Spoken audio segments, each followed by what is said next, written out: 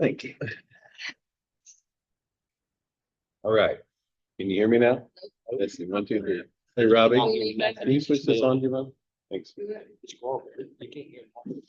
Well, they said in the meeting that there wouldn't be any sound, but Lee will be posting his and his will have sound. Wait, the Zoom, you can't hear the Zoom recording? No, you can't hear it on, I was trying to watch it The last city night. is filming us here.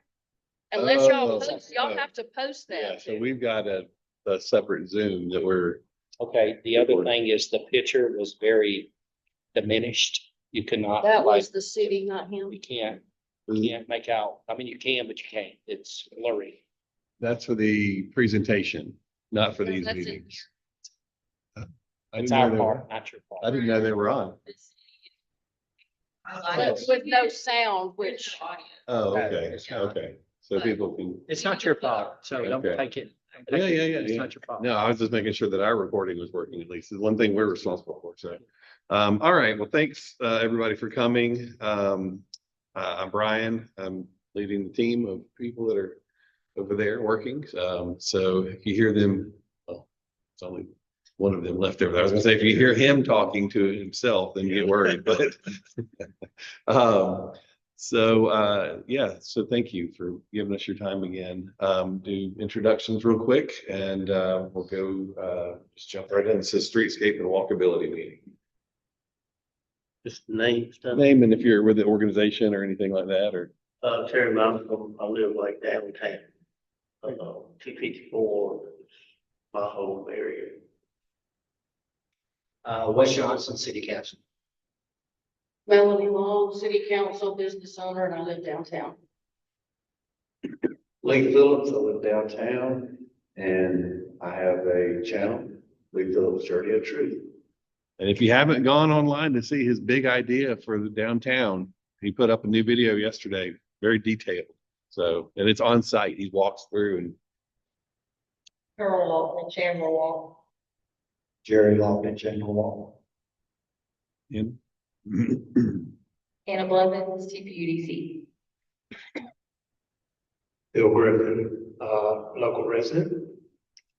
Hey, Gregory, this was Bill. Brandon, Phil, mayor. Linda Dodd, I think he's on. Annette Dodd, out of city limits, but still lovely. All right. Well, for those who've been to these meetings so far, it's really just a free form discussion to talk about what you guys may be looking for in the future, what you don't want to see. Maybe we start off by saying, is anybody against walkability? Anybody not want to walk? Okay, and so I'd like to get that off the table first. You wouldn't believe it. There's a few places we've been where. And there's always just one person, they're like, I don't want to walk anywhere. It's hot out here or whatever, you know, and, yeah, Texas, that's sometimes in Texas in the summer, people say that. So, how is it walking around right now? Do you guys feel comfortable, safe? Yeah. Safe in what sense? Like you're not going to die? I don't think I'm gonna die when I walk around town. Okay. And I don't know, again, do you mean that crime or getting hit by a car? Oh, yeah, I was assuming there wasn't crime like that. Yeah, so cars, sort of that kind of thing. Not really, not in downtown, I don't feel unsafe. Okay. And when was the last time anybody walked in downtown? Yesterday. Okay. Okay. Day. Okay. We'd walk downtown more if we had easier access to get to it. To get to it. Yeah. We don't far at all. Okay. There's no way to get to it. We'll come into downtown early Sunday morning when there's no traffic, because we can cross Highway 20 Yeah. with no problem. But after that, there's no chance getting us Yeah. downtown. You just go to walk just Just to walk. for fun? Things Somewhere were- to go. If things Somewhere. were open and available, we would, but there's not even, and I know this is not your purview, but there's not a crosswalk even for us to be able to get over. I mean, we don't live, as the crow flies, we're very close. And we like to walk. Like half a mile, quarter mile? Probably a mile. About a mile Mile. to the city limits. About a mile, yeah. That's nothing. I mean, Yeah. like, we really like to walk. Yeah. That's why Now you know why we're here. Yeah. One vote for being able to walk to downtown. Yeah, we walk the neighborhood during the weekend. That just gives us a chance to get out outside of the neighborhood. Yeah. But downtown is nice. I mean, it's so nice, and it's considering the fact that it's not on a square, you know, not the county seat. It's very nice, but we can't get there, and we're not that far. And we have to walk through Melanie's yard when a car comes by. Everybody does. That's very nice of you. Thank you for loaning your yard. And so when you are able to walk downtown, or maybe not, since it's only on Sundays, it sounds like maybe things aren't open on Sunday morning, but if you were to find yourself in downtown, what are you going to do? You're there. Well, Walk? yeah, Just you're just walking. y'all and are just doing looking and laps. Taking in the scenery. Okay. So Yeah. we're not so much the concert people Yeah. all, but if there were more businesses, you know, yeah, and Yeah. some ice cream or a sandwich or. Oh, yeah. She'll get an ice cream after. Yeah. That's why you walk, so you can get downtown, right? What's the most popular thing downtown?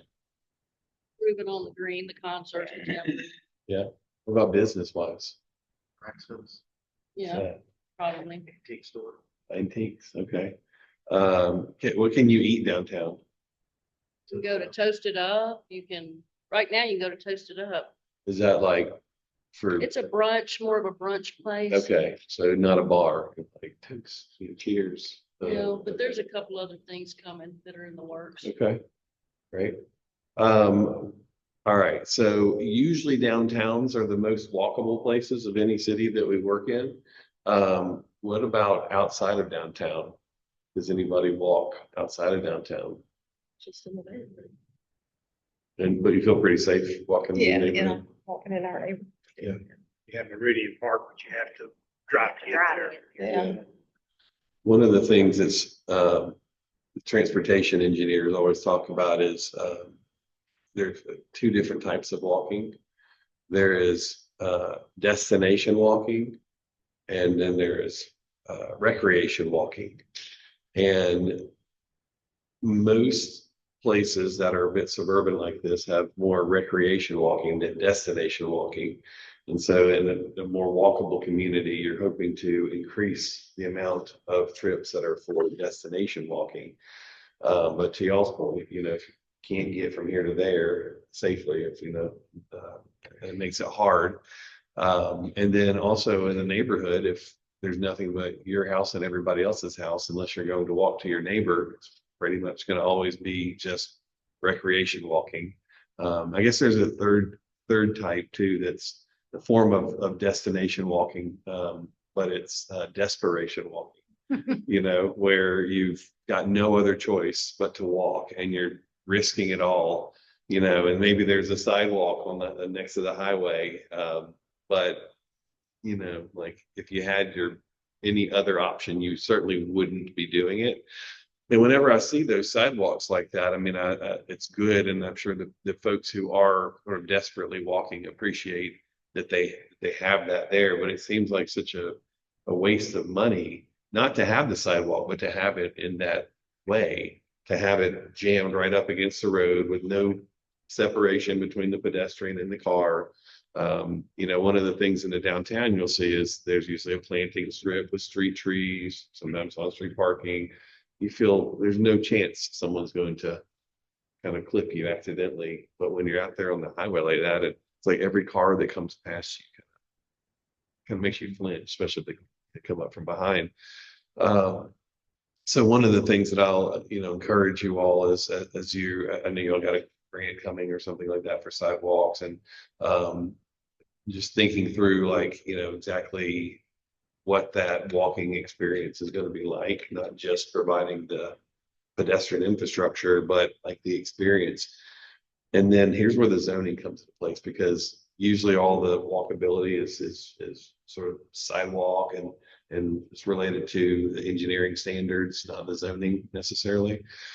But one of the biggest deterrents to walkability, it's probably second to having pedestrian infrastructure that's done properly is the experience of what you're walking past.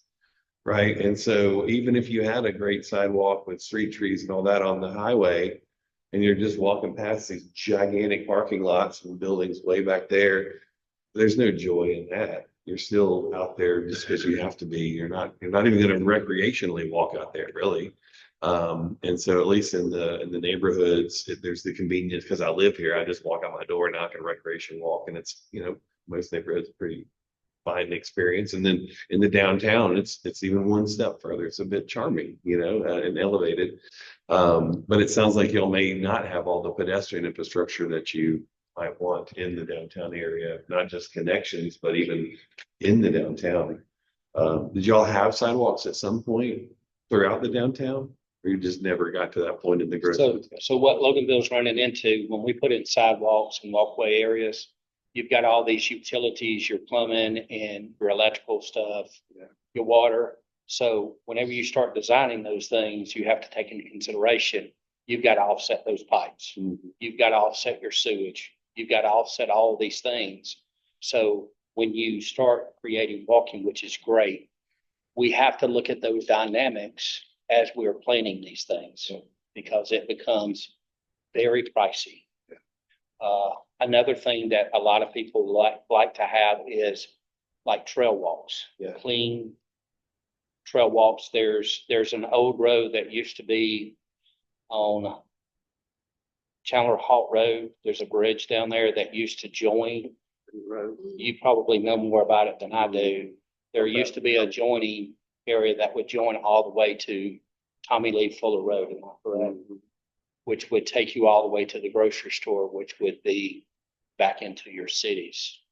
So joining sidewalks and trail walks and golf cart accessibility is important to the community as well. Yeah. But we do have to take into consideration utilities.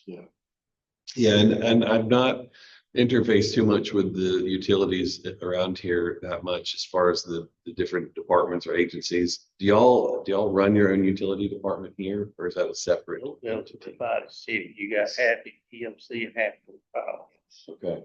everything divides. The county divides here. City's always been like a divided city on everything. Yeah. City water, Yeah. City of water, Stoke gas. Okay. I feel like, is it Monroe that has their own utility? Yeah, they do. Monroe has Yeah. Which is, Loganville had the opportunity to have all that. They Yeah. turned that down in the late 80s. okay. They said they were buy it Yeah. instead of having it. Yeah. So they turned all that down. Yeah. The reason I was asking is, you know, a lot of times, to your point, there's the coordination with the utility providers, and you're nearly like at their mercy, kind of like DOT or DOT.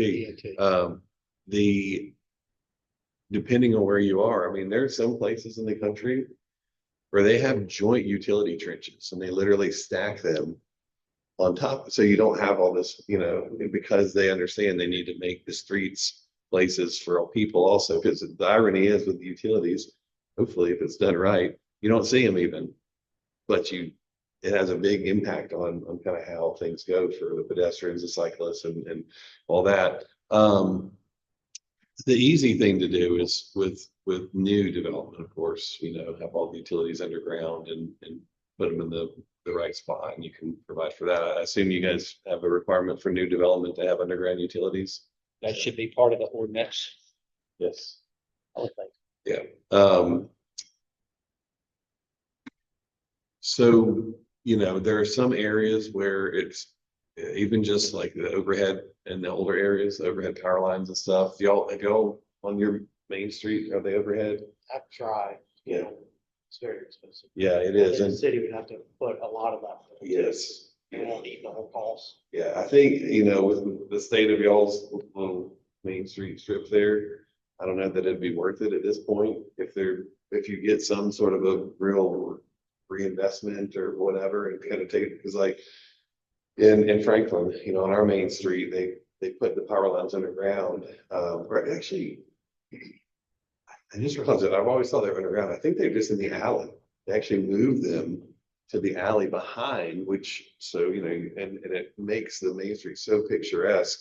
But they only did it there, maybe a couple of streets. And so there's sort of a long-term strategy, kind of little by little working your way out. But that can make a huge difference. And then as we just saw in the big storms we just had, like my neighborhood is newer, walkable mixed-use neighborhood, we didn't lose power. And, you know, all over the place, everybody else did. And so now, you know, a lot of the utility providers are starting to get on board with that a little bit more, maybe being a bit more helpful, even with some of the costs, because they see what a nightmare it is for them if things go down in the storm. So, Electric Power just put 3-phase on Main Street. okay. Hoping more will come. Yeah. All right. So we know why y'all came to this meeting. What about others? What prompted you to come talk about streetscape and walkability? Well, being on city council, I came to hear what the citizens have to say, Yeah. because as a representative of the citizens, I want to make sure that I am sitting up there representing them accurately, not just the way I feel. So I'm just here to, Let me ask you your opinion about something. How is it with people walking through your yard? it depends on how far in my yard they get, you're right, but Just I one mean, step, one step. yeah, but if they just turn the corner, I mean, that's fine. But now Terry lives up the hill from me and he'll go, hey, somebody just cut through your yard. And I'll be like, I know, I see them, I see them. How far is your fence? Street? Maybe, what, 20, 25 feet? And we're not cutting. We're just not No, giving. you're just taking the corner. I know, hey, just takes that corner. No, we don't have to do that. Well, No, we're just going up Covington Street, So. we straight just- into we town. But just- if a car's we coming, just- get off We the road. politely trespass to keep from getting run over. Yeah, So- yeah, I was just trying to call y'all out. I was just using that as a good illustration. for- That would happen all the time, and that's so I live on a frustrating when corner. people, Yeah. yeah, and when people cut through. I was just saying, like, we're not trying to cut through this, we're We're trying trying to to get as many steps. steps as we can. There's no sidewalks, so in front. No. I have a question for Kay. So how do y'all walk from your house to downtown? Go Like, through the elementary school. We Which way do you cut go? through the, now On a we Sunday do, morning. now we do cut through, but to keep from, being on the main roads. And this is early Sunday, like this is before church Sunday. This is really early when there's not a lot of traffic. So we go there, it's a main road, it's a main road, not like 78, but it's a busy road.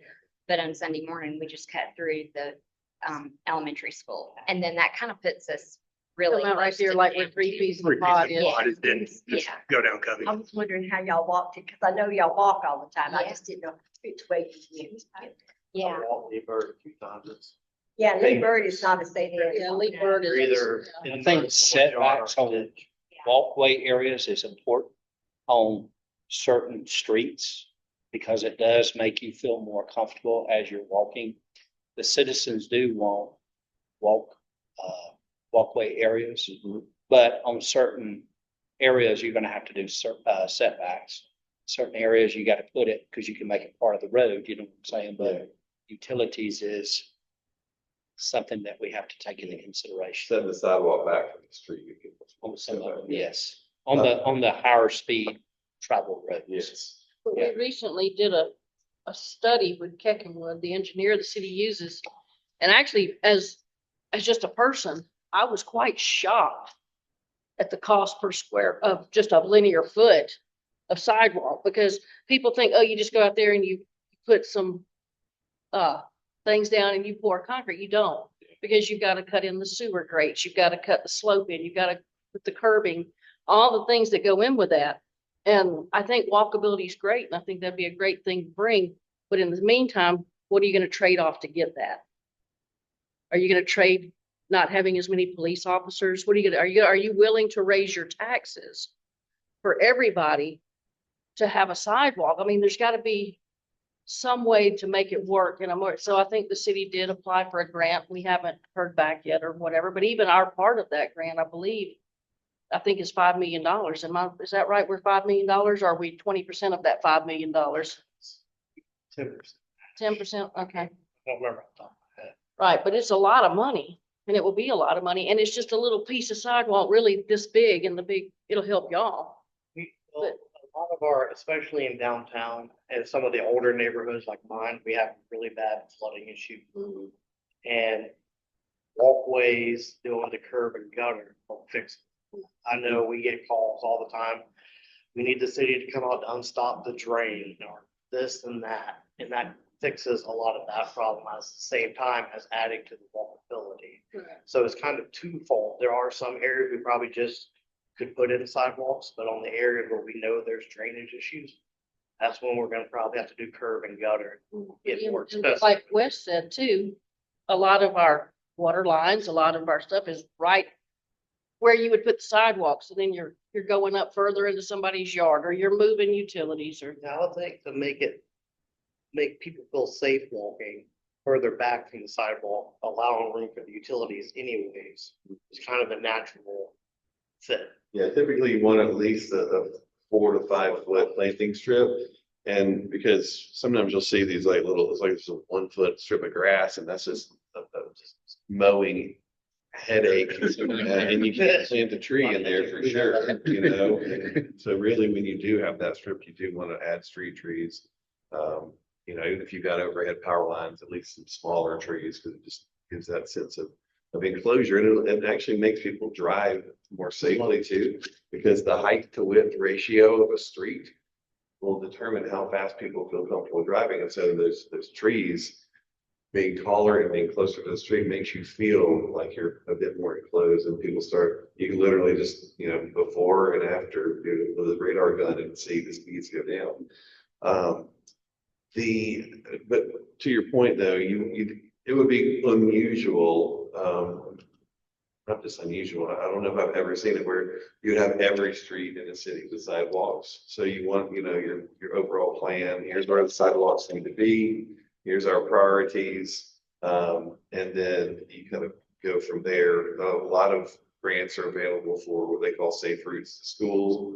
And so that's where, you know, so kids can possibly walk to school and get to the closer to their neighborhoods and stuff. And, do you guys, do y'all know kind of what y'all's strategy was with the grant? Like where was there any focus area? It is the school grant, schools Oh, it and is. parks. Oh, well, just So, Lee Bird, very unsafe to walk. We have a lot of neighborhoods that go to Bay Creek right there. Sidewalks in right outside of neighborhoods, but don't connect anywhere. There's some of the older neighborhoods that never had sidewalks. So connecting Lee Bird all the way down to get to that school. Because there is already some going down Zion Cemetery to where the high school was, the football. Yeah. So connecting there, going all the way down for that school. And there were some for connecting downtown to the park. So. But it's interesting too, if you get the grants, you're trying to put them in, like typically what we'll see is there'll be opposition.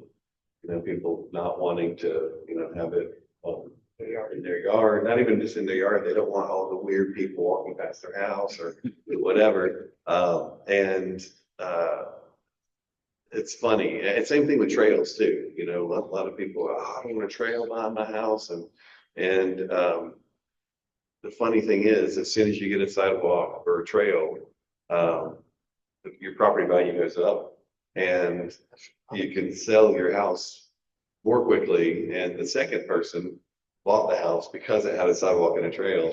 First person is just not used to having a sidewalk. And so when you kind of hit that opposition, just know that that's just normal. And, you know, sometimes you have to, if there's enough room on an older street, you have to pick like one side or the other. And then it's like, blah, blah, blah. Road. Yes. Yes. So there's all sorts of things that y'all can do. You know, the nice thing is your downtown already has good bones, you know, it's kind of laid out in a neat way. And, you know, you can see that there's so much potential there that it wouldn't be that hard to like really spruce it up. The irony is when you look at all these places that are making new downtowns, you know, you know, I feel like this region has more new downtowns than any Right. place I've seen in the We're country. doing well. Yeah, We're really good. and Association. when you're doing that, it's, you know, it's easy to attract a private developer to make that happen. And, you know, it's harder with a historic downtown to get somebody to come in because the opportunity to do more is limited, and it's just trickier than starting from scratch. And so some places we've seen, they'll have like their historic downtown that was never really took off, but it's cute and has its own little character. And then they'll actually kind of take the path of making a new downtown, but right near it. That's not often that there's land available for it. So that's unusual when they're able to, but there's a place in Colorado. We worked on a private development project there, and they had their main street, and it was really neat little main street. And they just added a new development. They have 40 acres or something, added a new development, mixed use, but also single family houses and all that. And it's just an extension of Maine. They call it South Main. And so it tied right in, and it really helped bring up the main street, because you had all the people moving into the development, and they just walk right over to their main street. And so there's some, you know, somebody said last time, well, I hate to use the word holistic, but when you think about things holistically, you really can, you know, have opportunities. So on the one hand, we're talking about sidewalks right now, but you know, there's a bigger picture benefit and 20 and 40-year plan. yeah, exactly. So So I put in my notes here that all new subdivisions being developed within the city must have sidewalk accessibilities. yeah, That they must meet ADA compliant, 4 to 6 feet in wide. I also put in here that some of them have a 10-foot setback, some of them have a 5-foot setback. So in any new subdivision being built within the city, that is I'm speaking out, y'all help me out.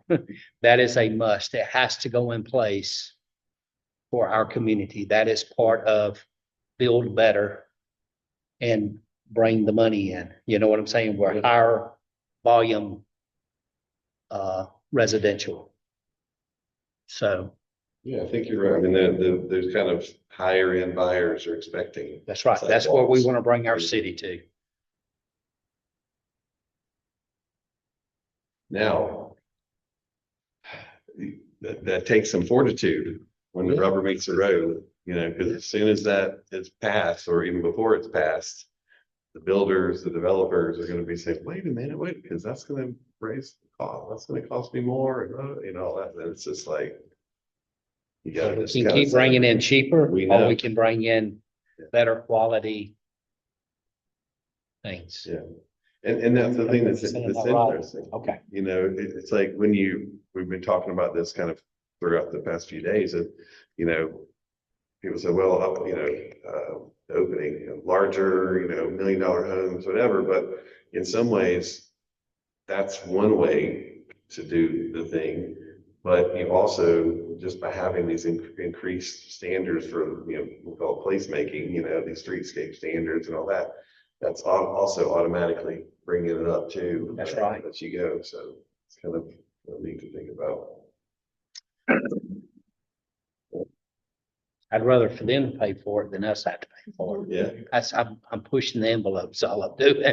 Yeah. So think about it I'm trying to bring your values up, then lower your values. We got to bring your values up. So An example of where to put sidewalks, a good example could be Pecan Street on the east side of Maine.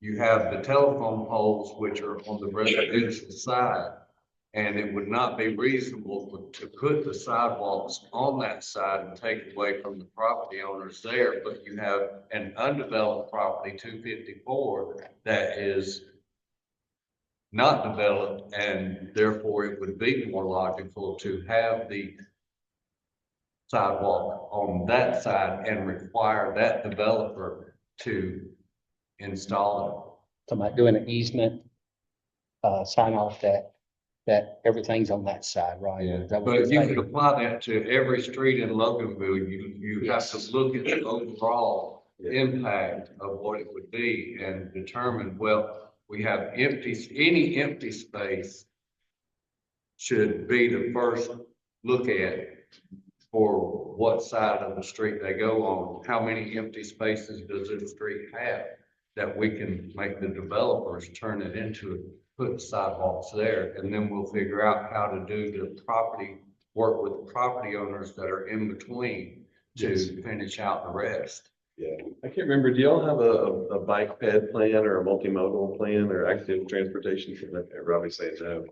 So that'd be something y'all might want to consider, you know, because it really does, you know, there's some amount of like, oh, well, we can walk around and see what makes sense. So there's sort of the anecdotal like you just gave, and you're probably absolutely right. But then, you know, there are folks who like, this is their thing, their job, they just consult and they'll go and they look at it all. And it's, get you that plan, and that's your sort of your blueprint forward as you'll make decisions for investment and whatnot. So I have a question. I know you've walked around downtown, off the streets and stuff.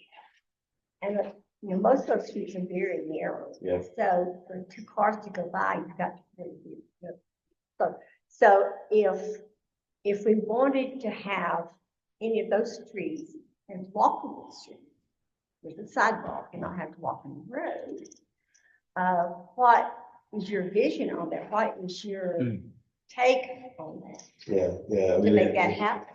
in that case, you know, if you already have a actual, you know, very tight street, you have to look kind of outside of it. And that's what I was saying too. Sometimes it's so narrow and the houses are so close that you can.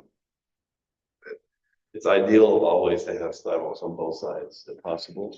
But if you said, okay, well, we can do sidewalks on both sides, but they're going to be right up against the pavement, I would say do it on one side with the planting strip and, you know, kind of, but make sure you've got plenty of places for people to get over there. But yeah, I mean, if you, in streets like that where cars have to, like when you're passing somebody, you've got to, you know, gotta look and make sure your mirrors are, you don't have speeding problems. No, You know, no, it's so no. nice. So And nice. big trucks, your car, you kind of have to just kind of move over to Give the way. side and maybe Yeah. just stop for a second Yeah. and get by you because there's just not room, Yeah, you know, and a lot less. yeah. No speed bumps in those streets if necessary. All right, what else? Crosswalks. We need them, right? We've seen a lot of places where they do these, in their downtowns, like, art crosswalks, like an artist does it, and it's, you know, really neat. What? There's some right down the street, auditorium, the boys. Yeah, in Loganville? And, Brazelton. Okay, yeah. Yeah, it's neat, and it's kind of, it's funny, the DOT sometimes gives you a hard time, they like, DOT paid. they know they like make them take it out. They're like, no, it's gotta be zebra stripes, it's the white, you know, whatever, and because they said, well, what if people don't realize it's a crosswalk and whatever, and so, but some places have really leaned into it, but we talked last night a little bit about the idea of y'all kind of picking up on civic art and those kind of things, and so it's like, well, if you gotta paint a crosswalk anyway, and it's sort of a, you know, an indication, like we took something as mundane as a crosswalk and made it into art, you know. Also, I've seen lots of places they'll do like their bike racks, you know, like you can have a bike rack in town. We used to, but I have one behind my building. Okay, I see people use it mainly for those scooters though. I see a few bikes, but I see a lot of scooters. Yeah. But they used to lean them up against the rail all the time. I'm sure Terry saw people putting bikes my up on mine. grandkids leave their bikes when they go play your game with them. Yeah. They just ride So up I've there. got a bike rack, but I also got to block people from parking in that alleyway. I guess people thought it was parking, oh, yeah, and that's what all the utilities are. And I Okay. didn't want any busted lines. yeah. So I got that bike rack, and that was actually Lee's idea. Nice. Lee has lots of ideas. Found it on Marketplace for like A $40. very unused source of information. So when you're doing these walkways, is the lights gonna be integrated within that with since you're talking about walkway areas, will there be an addition added for lighting? For like street lights and things. I mean, a lot of times they go hand in hand. I think, you know, depending on, how close the houses are to the street, in the ideal world, you don't have to rely on street lights so much to light the sidewalk as the porch lights on the houses. But I don't know that y'all got that situation here where houses, there are enough of them that are that close, so that'd be something to think about, because. Yeah, if we had like, if we did that, Robbie, do we have like a color scheme of lighting? If we put in walkway areas, You have like lighting standards. like that standard, You say no. so we need to Yes, I think. look into that too. As these things grow, we have to look at the whole picture of everything. I know it sounds like a lot of money, but we have to lay it out while we can. I mean, there's so many cities, small little towns that have done these beautiful streetscape Yes. projects. It looks good. Somehow they figured out how to do it. Yeah. Obviously, some of them had grants to help or whatever, Yeah. but they just said, you know what, like, we have to invest. And I asked the question, yesterday, I think, how you guys fall sort of economically compared to Snellville and, Monroe and other places like that. And everybody said, oh no, we're right on par with them. I don't know if the people who were saying that were up to speed on it, but y'all, that general sentiment, y'all. The development authority has this. They did a whole studies on their website. You can see where we match up with every city around us. Yeah. Economically, age, Yeah. fitness, everything. Okay, Very good document. so it's something It's like to think maybe about. 2 years old, How many? maybe 2 years Okay, old good. now. Just, when you look at, I mean, that's obviously outside of zoning, but just giving y'all tips and thoughts and things to think about. But when you compare yourself to peer cities, and then if luckily you have that kind of data, then you can see how y'all stack up. You can go like, well, what are they doing that we like and that we wish we could do? And then you go, how did they do it? Let's go figure that out. Because what I find, and it's one of the benefits I always talk about, it's nice because we get to work all over the country, and some places we go, there's like this idea of, well, we're just little old so-and-so, we can't have nice things. We can't afford that. We can't do that. We can't, whatever. Sometimes they're right. And sometimes it's more just y'all know Dave Ramsey? Dave, all right, so I heard Dave Ramsey telling a story one time. He said, yeah, Sharon and I were out shopping and she saw this purse that she really liked and she picked it up and she put it back down, and he said, why'd you put it back? And she said, well, it's like $5,000. And he goes, okay. She goes, that's a lot of money. We can't afford that. And he goes, there was a time at which we couldn't afford that, but we can now. And so she just had it kind of in her mind. I'm a frugal person. I don't spend money on extravagant stuff like purses that cost $5,000. And so But that is a lot of money. it is. Yes. Yes. No, but in relative terms for him, it wasn't. And and so trying to think through like, okay, yeah. And then also, when people are elected, you want to be good stewards of people's money and all that. And then anytime you do something, people are going to go, I can't believe they're doing that. It's like, man, we can't live for losing, and we're trying to do something good, and everybody will like it. It's kind of like a story of the sidewalks and the trails, and they'll like it at some point. Everybody used to hate the Eiffel Tower. There was like, can you believe they're ruining Paris? And now it's like, what imagine Paris without the Eiffel Tower, So good thing they have it. So, just kind of think through those things as y'all are deciding when you do and don't want to spend money and you're right though, sometimes that's a trade-off. You know, using your example of a police, a staff member. So let's, this isn't true, I'm just saying, let's just assume that if you spent money for redoing the streetscape in downtown, lights, camera, action, everything, you know, just as you'll have the best main street in all the region, right? And it made it where when you actually looked at it, you go like, oh, wow, we actually don't need as many police officers because it's actually safer downtown. And so we could trade that one. And if there's any police officers watching, I'm not suggesting you, not, you know, just anecdotally. And so you may find that you can make a trade-off without it costing you something that you need in the long run, or raising taxes.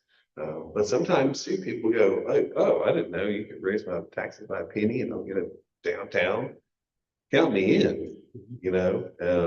So CIDs to do that. yeah, CID, yeah.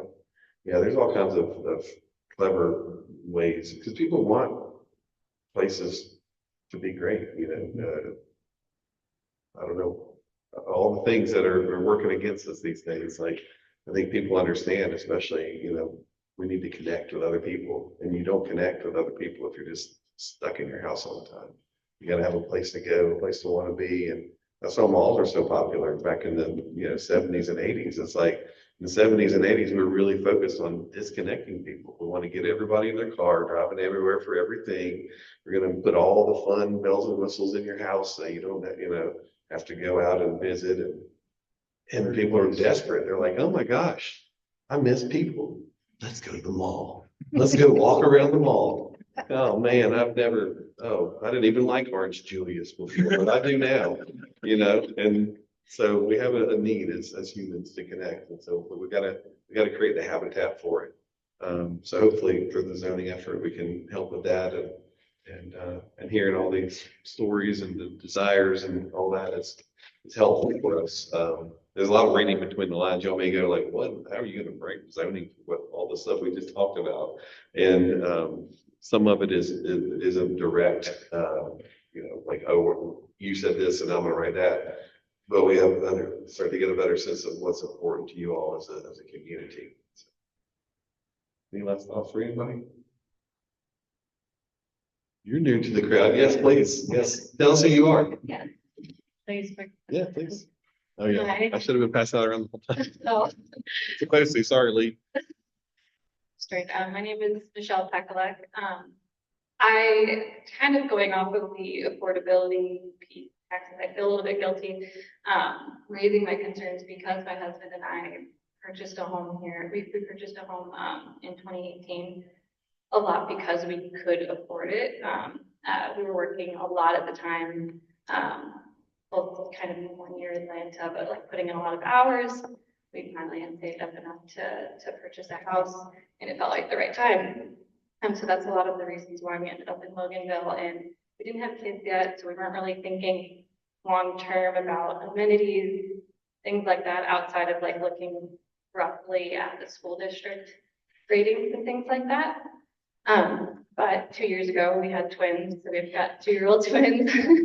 I've made a career change. I'm spending a lot more time at home. And now we just kind of feel like very disconnected from the community, Loganville specifically. I think we spend a lot of our time in Monroe and Snellville, just because me between nap times with 2 kids trying to find things that I can get them to without having to take them in and out of the car all the time. So we go to the library in Monroe.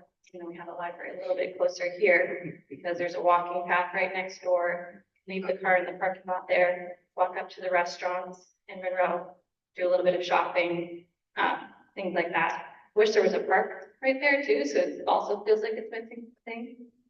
But yeah, so that feels like greatly missing in Loganville, and it's a bummer because I have to drive like a lot to go do things with them. And so that means that we don't do things a lot because a lot of times, a lot of days we're too busy to get out of the house. So yeah, I guess that's what my main thoughts and wishes are around. I don't know how much of that can be tied into these conversations, but A lot. just painting a picture, kind of like what I feel is lacking, yeah. It's very relevant and I got a 3-year-old myself, so yeah. I'm with you. Yeah, and I've also even posted, on the mom groups on Facebook being like, what am I missing? Like, it feels like, I'm not plugged in some way. And so maybe it's a little bit of me, like, not wanting to spend all of my time also on Facebook, trying to find out what's going on around town. And things like that, but I guess I feel like that's part of the problem also is like, maybe if I was walking around from the library to other things, you'd see posted signs about events that were happening a little bit more organically, things like that. How did you find out about this? Well, I feel like this is really important to me and something that kind of has been bothering me about living here generally. So I've been looking for ways to try to get more involved, and it kind of just happened that I came across this event happening. It's like, okay, well, this feels like a good place to start. Yeah. Yeah, we don't want to move, but yeah, it just feels like there's a lot So of things. there are two things about that. What you just described when you go to Monroe is what we call park once experience, right? So you park once and you can do a whole lot of things. In most suburban communities, you can't do that. That was kind of the beauty of the mall, to some extent. Let's park one time and you can spend hours walking around. But you were only doing maybe two things. You were shopping or eating at the mall, but in this case, you can do a lot of other things too. So we want to try and create that park once experience, or even better, park none, because you walk from your house and then you've done all those things. But for most people, if the downtown were, let's say, a park once place, you wouldn't, they don't live close enough to reasonably walk. So we'll call it park once. Yeah. Also alleviates traffic. Well, I was just thank you. So besides getting in traffic and creating traffic to drive to the road, think about all the trips that she didn't, because I always tell people, when you're sitting in traffic and you're complaining, like, it's traffic, the people in the car next to you are saying the same thing about you, right? You are your neighbor's traffic, right? And so we want to get you all out of your cars as much as we can, and have you having other ways to get around. One thing that I'll say too is, if you look at any of the photographs of the discussions and the meetings that we've had, I don't know how old you are, but you may be the youngest participant we've had. So thank you for coming. Yeah, actually, there's probably a lot of their parents that can't make it, and people that are working too. Yes. Well, and to that end, for all the parents who may be listening at home, hopefully, a woman came in here yesterday with her 2 kids, and they ran around the gym and were squealing and with joy, and then they were ready to go, and then we gave them markers, the color. So this is a kid-friendly environment. So you're welcome to bring your kids. It's no problem. Even Thursday night, you can bring kids. And the reason I mention it is it's typical in every city that we work at around the country for the participants to skew a much older demographic for the reasons you just said, because they're not chasing the kids around. They may be retired. Everybody knows that when you kind of, the older you get, the more civically engaged you get. The irony is when you're making long-term plans for the future of a city, the amount of time that any person is getting to experience that is variable dependent upon their age. Yeah. And so in some ways, because things take a long time also to happen, the plans and things that we're setting in place now are more for the kids and the grandkids of people who are participating in this stuff. However, it's funny because, and I think I may have said this at the kickoff a few weeks ago, when people come, they're just saying their perspective, what their preferences are. And so I always ask people to channel, their inner child, but what would their children think or their grandchildren think? So in your case, what would you think and what would your kids think when they're more than just two? But to that end, it'll be really, really helpful for everyone. Probably the thing you can do to help the most on Thursday night at the closing presentation is to bring people that are in your same demographic. Because otherwise, I mean, we're really good at understanding like the input that we receive during these events and discussions. We know that's not the only perspective. And so it's not like, oh, well, the 12 people who are here today are going to decide the future of the zoning ordinance. But the more that we can hear from different voices, the more helpful it is. So you can just tell your mom friends and dad friends, say, hey, we're planning the future of our children's city. And if we ever want them to think about staying here or coming back here after they go off to school, we need to make it a place that they want to be. And so in the same way that you would vet your daycare or think about all the time and effort you put into making sure everything's just right for your children in your case. Most people don't think about like, I can help shape the city that they may have one day, which is kind of neat. So make that plea. Please post it on all the mom groups that you can, because I cannot get it. I don't let it in. They won't I let get you mine. That is a group I really, because I hear it, me and my wife are very plugged into the used to be the primary school, sorry, the elementary school, Bay Creek. So we hear from a lot of the parents there. And they share a lot of your same thoughts.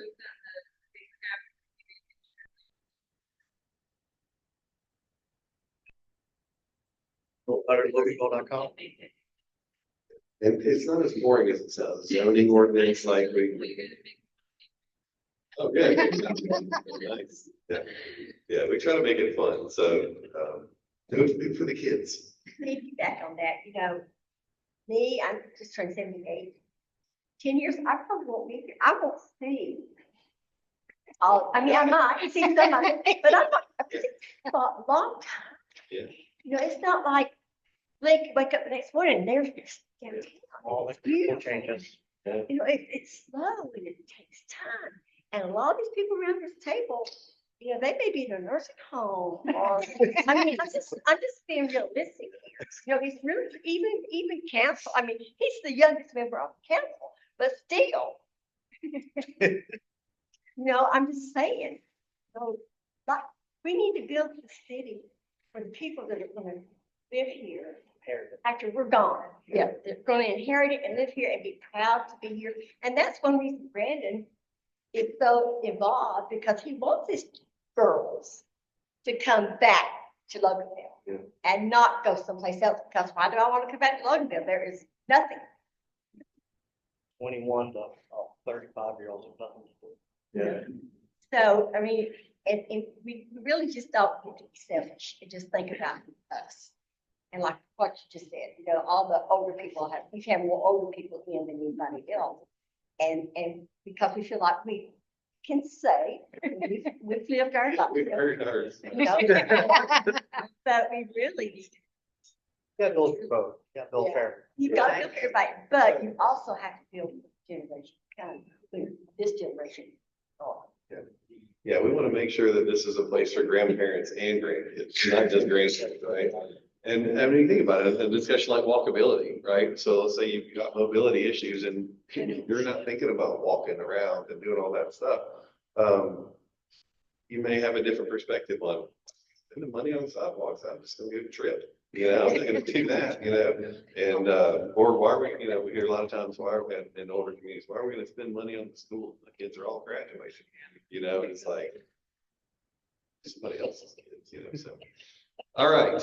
Well, this is great. Thank you all as usual for your time, and invite your kids or grandkids if you've got them, bring them along, and we'll see what they think too. Talk to y'all tomorrow at 6 o'clock, 6:30 at the council chambers.